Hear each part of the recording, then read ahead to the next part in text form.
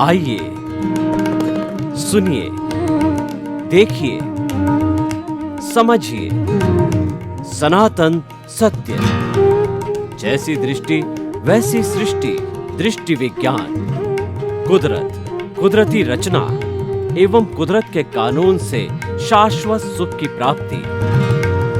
जोधपुर के परम पूज्य महात्मा उपासक प्रोफेसर डॉक्टर सोहन राज तातेड़ के निर्देशन में सनातन सत्य।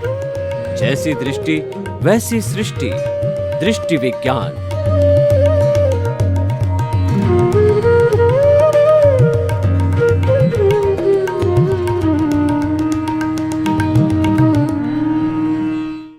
भाइयों और बहनों, मातृशक्ति को नमन।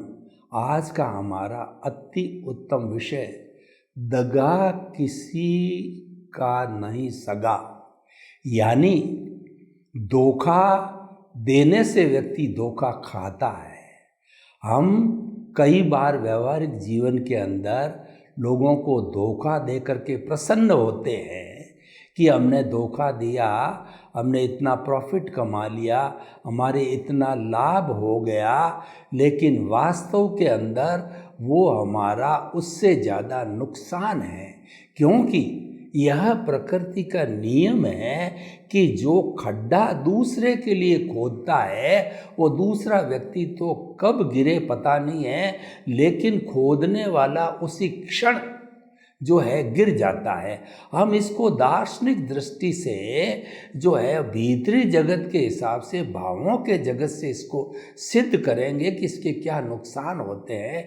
लेकिन अभी हम व्यवहार जगत की बात करें कि व्यक्ति अगर किसी को धोखा देने की प्रवृत्ति के अंदर चला जाता है तो धीरे धीरे उसकी हैबिट बन जाती है।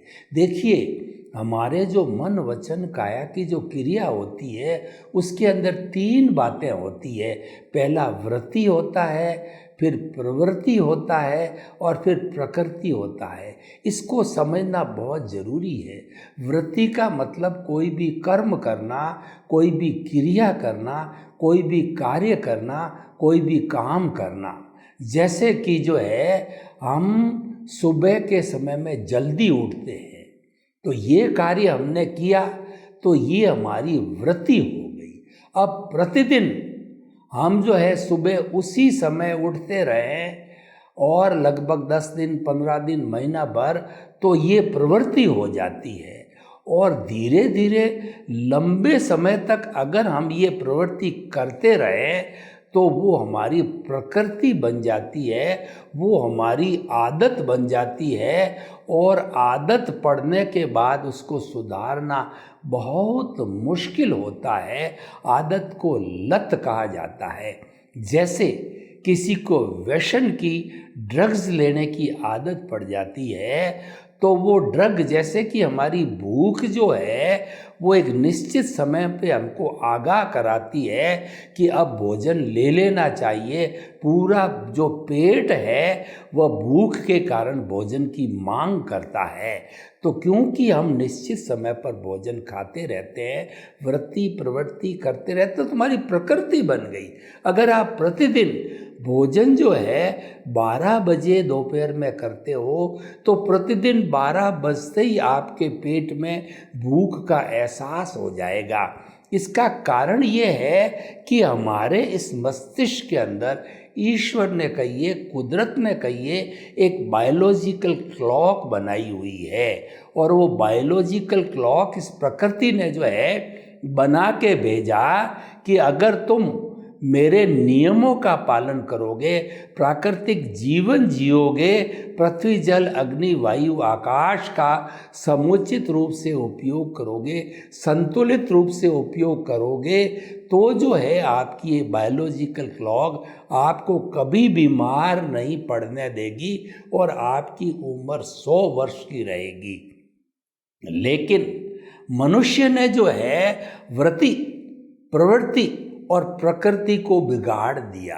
कैसे कि रोज जो काम समय पे करना होता है वह इन टाइम पे नहीं करके अलग अलग टाइम पे किया। कैसे, मैं आपको उदाहरण दूं। कभी 10 बजे भोजन किया, कभी 12 बजे भोजन किया, कभी 2 बजे किया, कभी 4 बजे किया, तो ये लाइफ स्टाइल बदल गई। तो लाइफ स्टाइल बदलने के कारण जो हमारी बायोलॉजिकल क्लॉक है उसका सारा एडजस्टमेंट बिगड़ जाता है।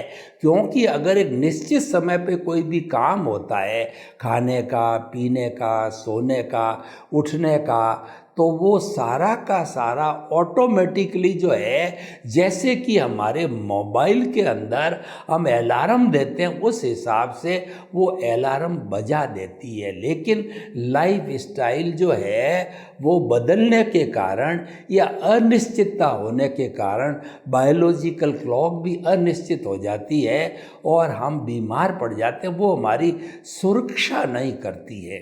तो भाई और बहनों, हम क्या कहना चाहते हैं कि अगर आप जैसे लत डालते हो, लत कहिए या प्रकृति कहिए, वो एक ही बात है। जो कोई भी है, ड्रग की किसी ने लत डाली, मान लीजिए अफीम खाने की लत डाल दी, तो पर्टिकुलर समय के अंदर जो अफीम लेता है वो उसी समय के अंदर वो उसका नाड़ी तंत्र अफीम की डिमांड करेगा और अफीम नहीं मिलने पर वो छटपटाएगा, मृतवत हो जाएगा, शिथिल हो जाएगा, पड़ जाएगा, एकांत में चला जाएगा, मायूस हो जाएगा, डिप्रेशन के अंदर चला जाएगा।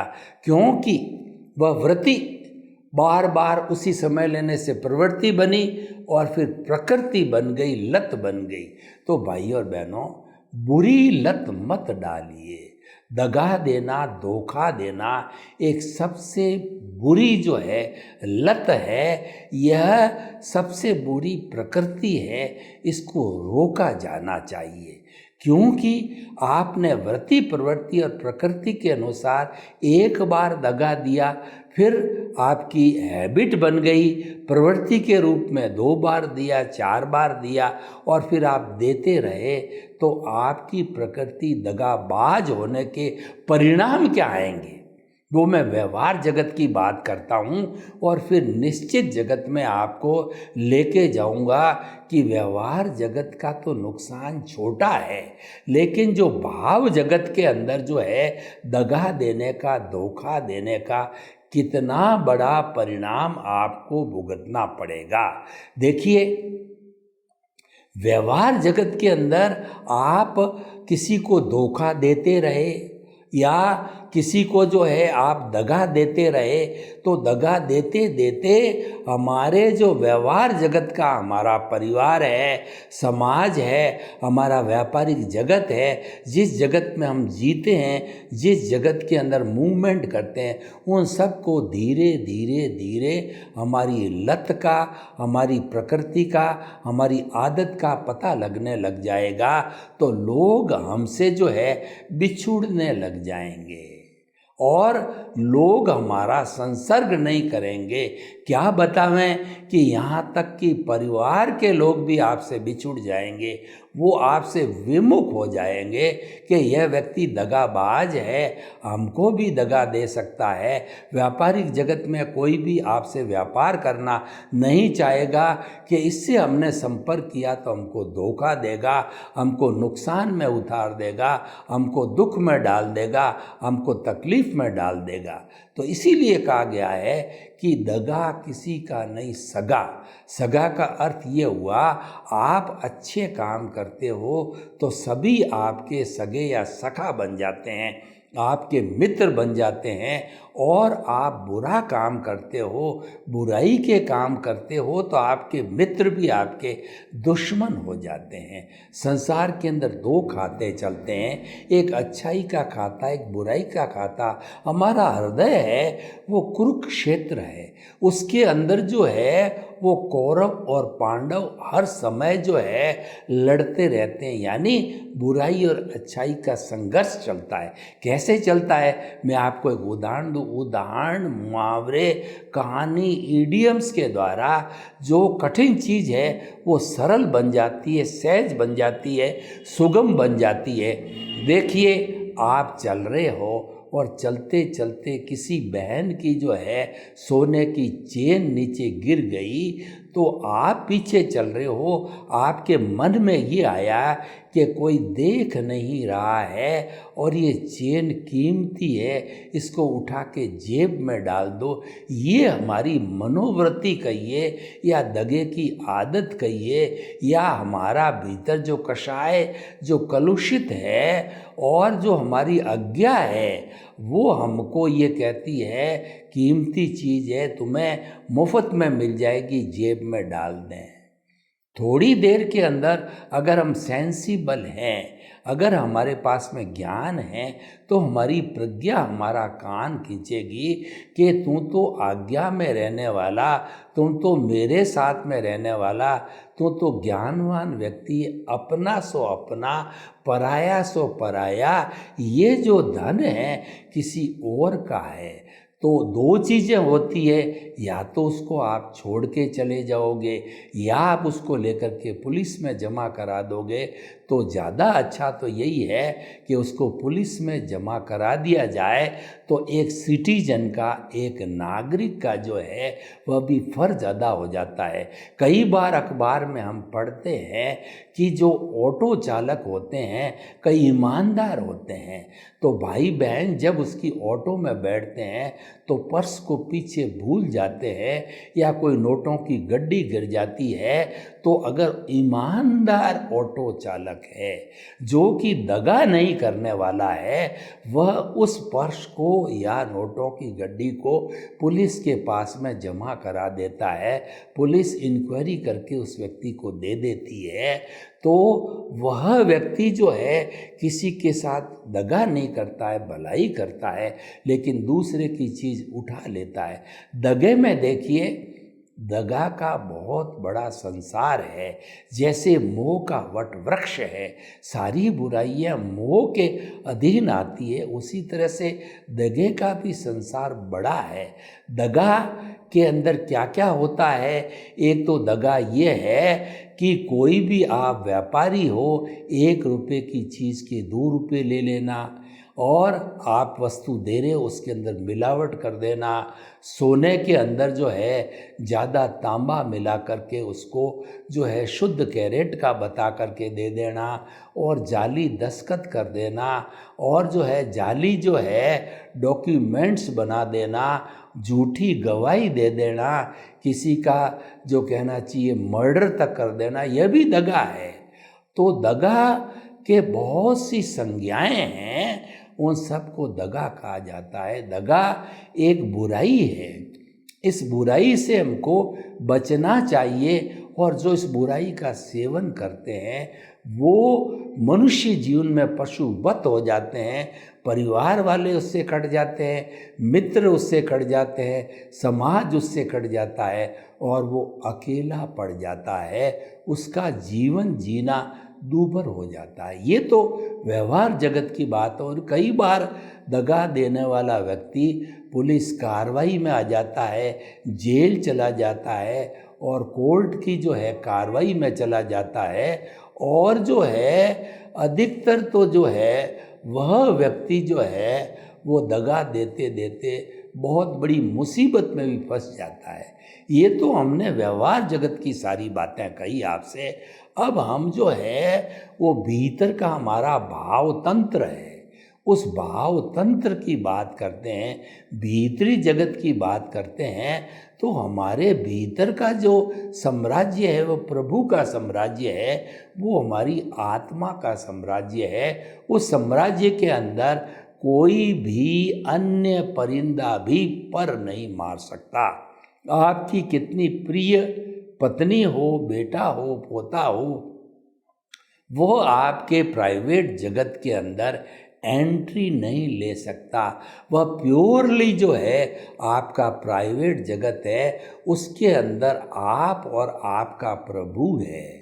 आपका अर्थ क्या हुआ कि आप जो कषाय रूप में हो या प्रतिष्ठित आत्मा के रूप में हो, वो प्रतिष्ठित आत्मा जो है पुरुषार्थ करने वाली है। हमारी मूल आत्मा दृष्टा है, वह अक्रिया है, वह तो कुछ भी नहीं करती, मात्र उसकी प्रेजेंस है। उसकी प्रेजेंस न हो तो हर प्राणी जो है वह एक मृतवत हो जाता है, कंकाल हो जाता है, डेड बॉडी बन जाता है। इसीलिए आत्मा की जो है प्रेजेंस होना जरूरी है। लेकिन हम कहते हैं कि दुनिया में पुरुषार्थ किए बिना कुछ नहीं होता है, बैठे बैठे कोई परिणाम नहीं मिलता है, तो हमको पुरुषार्थ करना चाहिए।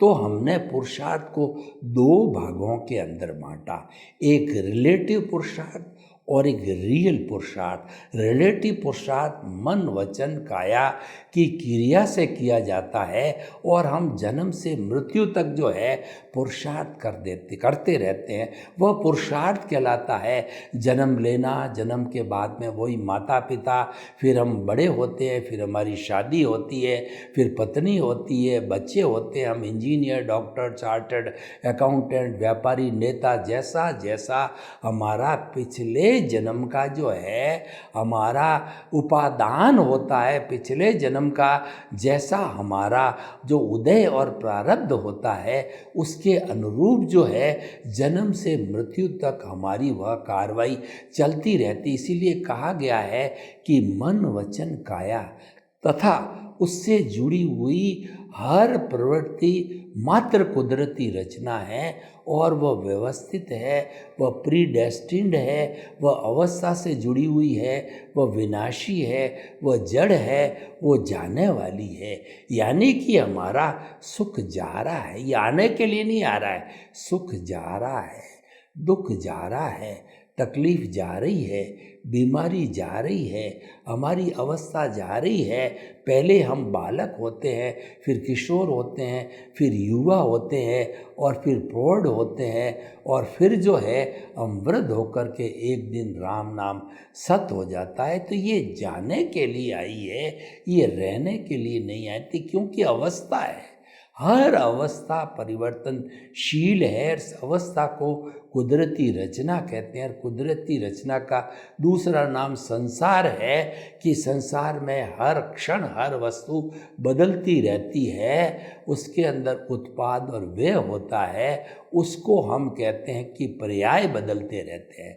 तो भाइयों और बहनों, हम आपको कहना चाहते हैं कि जो हमारा ये व्यवहार जगत हम पीछे से लेकर के आए हैं और वह फिल्म स्क्रिप्ट मन वचन काया की बैटरी है, पीछे से जैसी लेके आए, इस जन्म में वो हर क्षण खुलती रहती, उसमें हमारी कोई स्वतंत्रता नहीं है।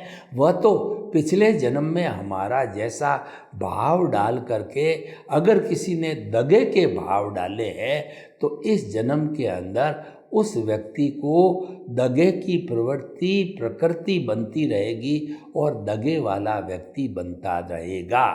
तो उस दगे वाले व्यक्ति से जो भाव तंत्र के अंदर उसके अंदर दगा बिठा दिया है, तो सबसे बड़ा नुकसान उसको क्या होगा, उसको तिर्यंच गति मिलेगी। पेड़ पौधा, पशु पक्षी, एकेंद्रिय, द्विंद्रिय, त्रिइंद्रिय, चतुरेंद्रिय, ये जितना हमारा जो कहना चाहिए पशु पक्षी या हमारा ये पेड़ पौधे का संसार है, ये तिर्यंच गति मिलती है।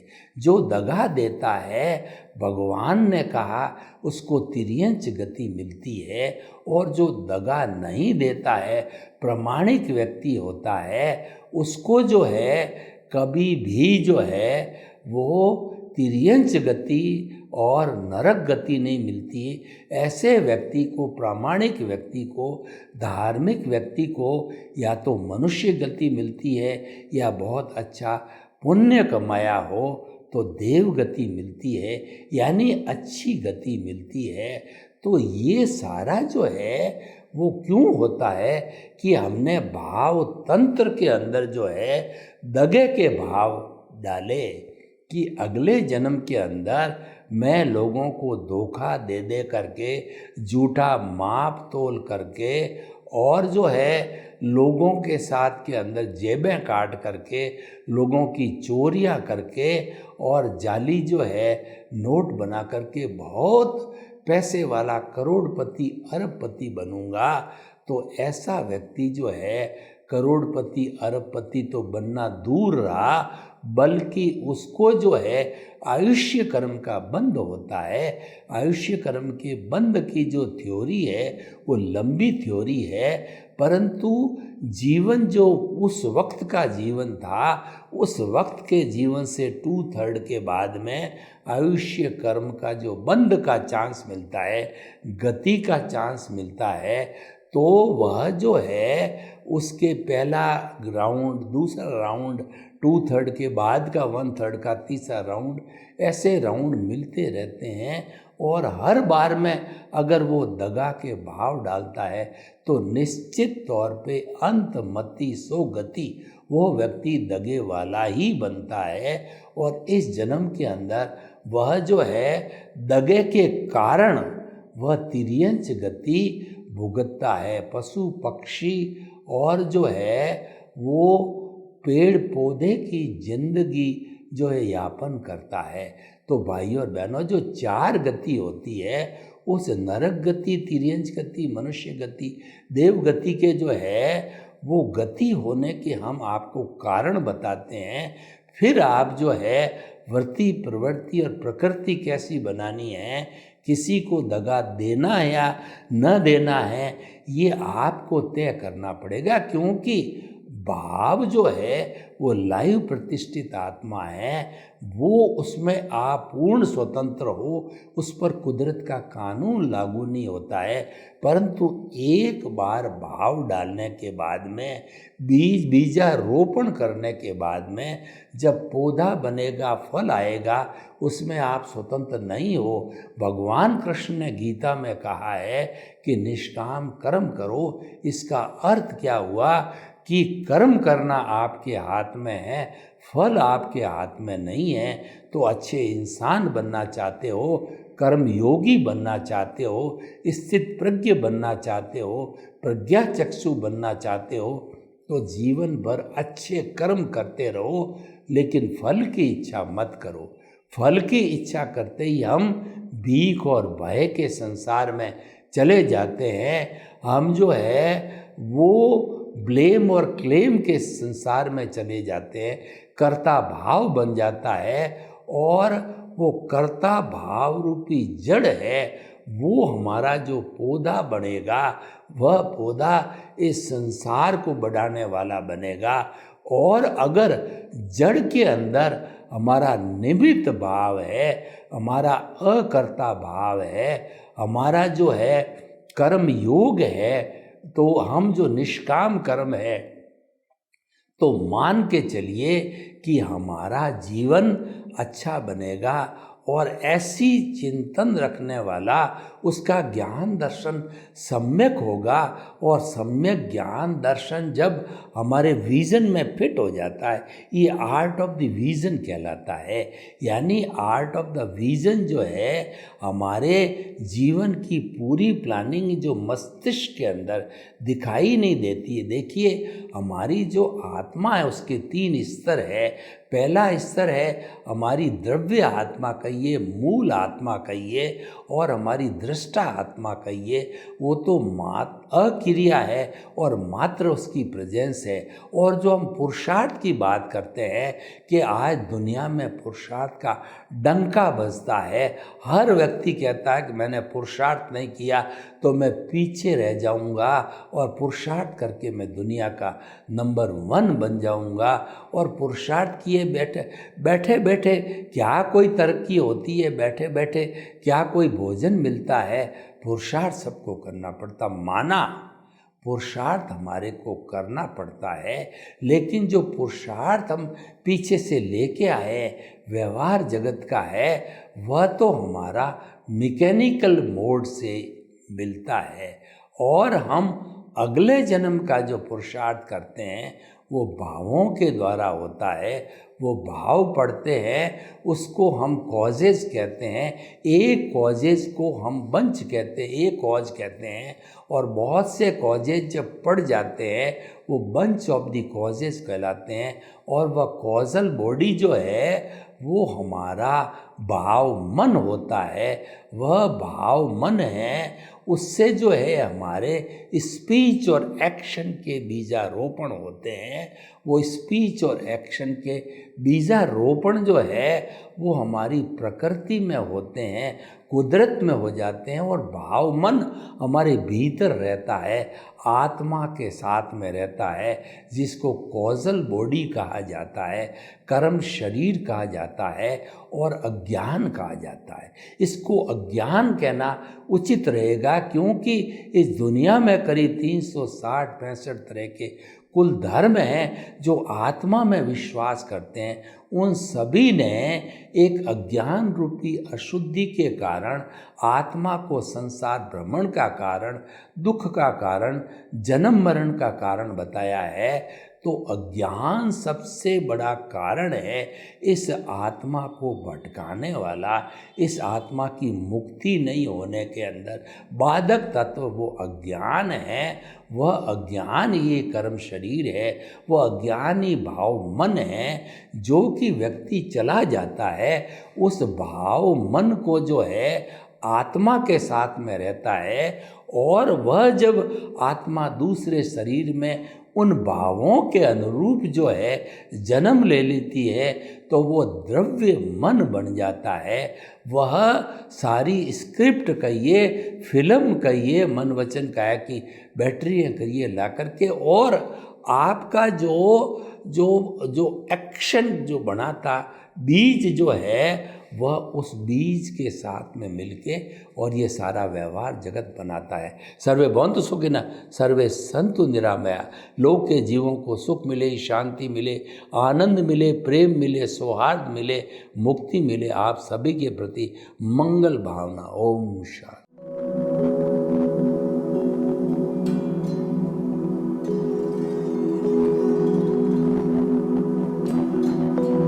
एक ऐसा अंतर्राष्ट्रीय ख्याति प्राप्त मानव जो गुरु प्रेरणा से पिछले 20 वर्षों से वानप्रस्थ जीवन जीते हुए 24 घंटे मानवता की सेवा में संलग्न है।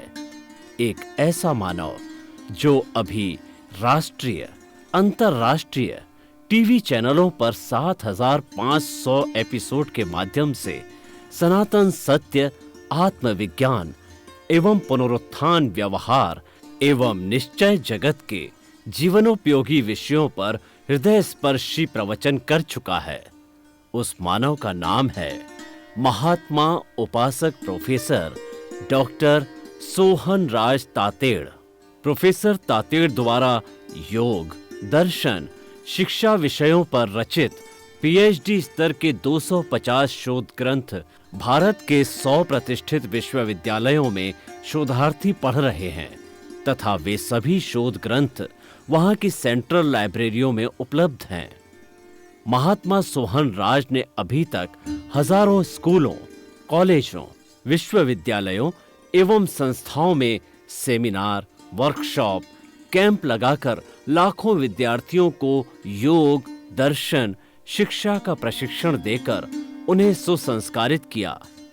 डॉक्टर तातेड़ ने भारतीय संस्कृति उत्थान के 4000 से अधिक समसामयिक विषयों पर आर्टिकल लिखकर ऑनलाइन जर्नल, पत्रिकाओं, वेबसाइट्स पर प्रकाशित किया, जिसका उपयोग लाखों पाठक कर रहे हैं। उपासक तातेड़ के 5000 से अधिक आज का सुविचार, आज का शुभ संदेश, आज का मंगल भावना योग आदि चिंतन websites, Twitter, blogger, Facebook, YouTube माध्यमों से लाखों लोग अपना जीवन निर्माण कर रहे हैं। मानवता के मसीहा ऐसे महामानव महात्मा सोहन राज तातेड़ के प्रोफाइल को अभी तक विश्व के 20 लाख दर्शक यूट्यूब पर, 12 लाख गूगल पर एवं लाखों दर्शक फेसबुक, ब्लॉगर, ट्विटर और इंस्टाग्राम पर देख चुके हैं।